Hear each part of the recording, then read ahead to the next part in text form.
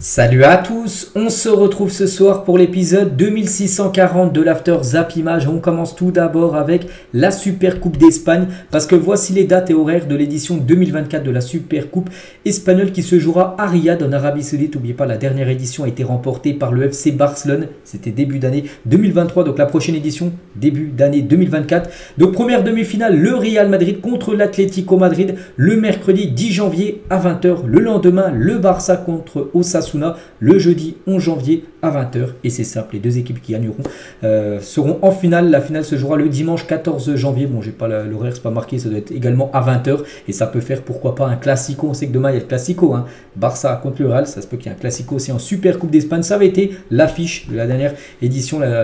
C'était la finale 3-1, le Barça s'est imposé. C'était un classico également. Donc ça peut potentiellement encore être un classico en finale. On va parler de Sadio Mané, actuellement joueur d'Al Nassr en Arabie Saoudite. Sadio Mané va devenir propriétaire d'un club de football en France. Il va racheter le club du Bourges Foot 18 qui évolue en National 2. National 2, c'est équivaut à la 4e division française. Donc regardez, c'est leur écusson là. Et Sadio Mané devrait, et je crois même que c'est pratiquement officiel, hein, propriétaire de cette équipe. Hein. Donc la Berry, hein, quand on voit l'info, nous apprend même que la légende sénégalaise va prochainement commencer ses investissements afin que le club puisse se renforcer cet hiver, parce que je crois qu'actuellement c'est dans une mauvaise situation. Hein, l'équipe de Bourges Foot 18, ils sont quasiment relégables et en gros ils pourront investir de l'argent personnel de lui, hein, pour investir bien sûr dans cette équipe de Bourges, hein, pour ramener des joueurs de qualité pour essayer de se maintenir. Donc voilà, Sadio Mané, les gars, va acheter un club français.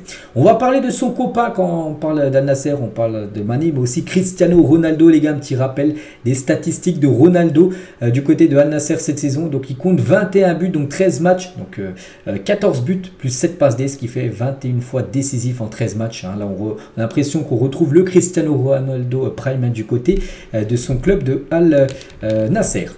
On va parler des Jeux Olympiques 2024. Vous savez que les Jeux se déroulent à Paris. Il y aura une section, enfin un tournoi de football, hein, c'est ce que je veux dire. Donc la comité d'organisation des Jeux de Paris a contacté le duo iconique Daft Punk pour la cérémonie d'ouverture, hein. Des discussions auront lieu entre les organisateurs et l'événement et le groupe, hein, qui s'est séparé en 2021, mais on peut voir qu'ils ont répondu tout simplement. Les Daft Punk ne participeront pas à la cérémonie d'ouverture parce que les Jeux de Paris, Paris 2024 a essayé de demander pour qu'ils soient là pour la cérémonie d'ouverture. Ils ne seront pas là, ils veulent pas tout simplement. Donc ce ne sera pas les Daft Punk, hein, qui seront pour cette cérémonie d'ouverture de ces JO.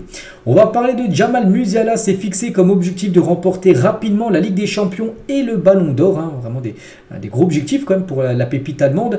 Mais s'il s'estime un jour que le Bayern n'est pas assez armé pour remporter rapidement la LDC, l'Allemand envisage deux clubs pour réaliser son rêve, hein. Tout d'abord, le Real Madrid est une option très crédible pour lui, et aussi Manchester City. Pour l'heure, Musiala a un contrat qui court jusqu'en 2026 avec le club bavarois, mais aucune discussion pour une prolongation de contrat n'a encore été entamée. Bon, après en 2026, c'est la fin de son contrat. On est seulement en 2023. Il lui reste encore 2 ans et demi de contrat. Mais quand tu as une pépite comme ça, dès seulement 20 ans, plus le contrat est long, plus tu es en sécurité, hein. Voilà, comme un club, bien sûr, comme le Bayern. C'est pour ça que le Bayern va essayer peut-être de le prolonger. Et vraiment, s'il venait à quitter le club, hein, ce serait seulement pour 2 équipes, hein, soit le Real, soit Manchester City pour la suite de sa carrière. On va parler de Pablo Longoria. Aurait renoué contact avec Rachid Zeroual et plusieurs groupes de supporters de l'OM. L'idée est de retrouver un climat serein et plus intimiste pour l'ensemble des parties, hein. Ces rendez-vous étaient nécessaires et permettent de rétablir sur de bonnes bases, hein, indique un supporter marseillais ayant rencontré le président du club olympien, parce qu'on sait qu'il y avait c'était quoi, une réunion il y a à peu près un mois, il y avait Marcelino, il avait démissionné après ça, parce qu'il y avait Rachid Zeroual qui avait mis quasiment des menaces, hein, par rapport aux dirigeants marseillais, donc ça avait beaucoup fait parler, et en gros, ils ont repris contact à Longoria et Rachid Zeroual pour repartir dans le même sens, on peut dire, et pas voilà, qu'il y ait des conflits, voilà. Donc c'est bien sûr une bonne nouvelle, on peut dire, du côté de Marseille. Le plan du Real Madrid pour Endrick a toujours été clair, il intégrera l'équipe première dès ses 18 ans, actuellement il a 17 ans, il aura 18 ans en juillet 2024, à ses 18 ans. Dès qu'il aura 18 ans, il sera un nouveau joueur du Real Madrid. Et l'objectif, hein, c'est de faire intégrer l'équipe première. C'est pas qu'à 18 ans, il vienne et il joue avec l'équipe B, hein, du Real Madrid. Non, c'est qu'il soit avec le groupe pro la saison prochaine. Sébastien Desabrins dévoile l'objectif de la République démocratique du Congo pour la CAN 2024. Donc aujourd'hui, on est le 27 octobre. Donc la CAN démarre le 13 janvier prochain, donc dans 2 mois et demi à peu près, hein. Donc l'objectif l'objectif de la République démocratique du Congo, c'est d'atteindre au moins les quarts de finale de cette compétition, mais bien sûr qu'on ira à la CAN pour aller le plus loin possible. Bien sûr, si elle quitte, ce serait un immense, bien sûr, bonheur, mais voilà, l'objectif est au moins les quarts de finale pour cette équipe. Florian Sotoka, qui a fêté, tiens, je crois que c'était avant-hier, ses 33 ans, il a dit c'est vrai qu'il y a 10 ou 15 ans, on avait les étoiles dans les yeux quand on entendait la musique de la Ligue des Champions à la télé. Le vivre à notre âge est assez exceptionnel, on profite de tout ce qui nous arrive parce que ça ne tient à rien. C'est vrai que Lens aussi, ils ont fait match nul contre le PSV en milieu de semaine, et c'est vrai qu'il y a 10-15 ans, il regardait les matchs de Ligue des Champions à la télé, il voulait jouer cette compétition, même à 33 ans, il a joué à cette compète. Sotoka, et toujours avec lui, et Jonathan Gradit, donc Gradit, il a dit on ferait pratiquement tout pareil quand on part en vacances, on est H24 ensemble, en parlant de Sotoka. Et Sotoka, il a dit ses enfants m'appellent tonton, et inversement, ils ont grandi avec nous, donc c'est comme si on était de la même famille, vraiment, ils sont très très proches, Jonathan Gradit et Florian Sotoka. L'image géniale de cet enfant, visiblement fan du Torino, qui était très frustré de porter le maillot de l'Inter en ouverture d'une rencontre entre les deux formations. C'était la semaine dernière, c'était entre le Torino et l'Inter. L'Inter s'est imposé, je ne sais plus combien, bref, et je crois 3-0, enfin bref, du résultat. Mais voilà, ce jeune fan, les gars, qui est rentré sur la pelouse avec les joueurs. Donc lui, c'est un fan du Torino, il a dû porter le maillot de l'Inter. Et en gros, quand il y a la caméra qui le filmait, il a monté son maillot, puis il a embrassé tout simplement les cuissons du Torino.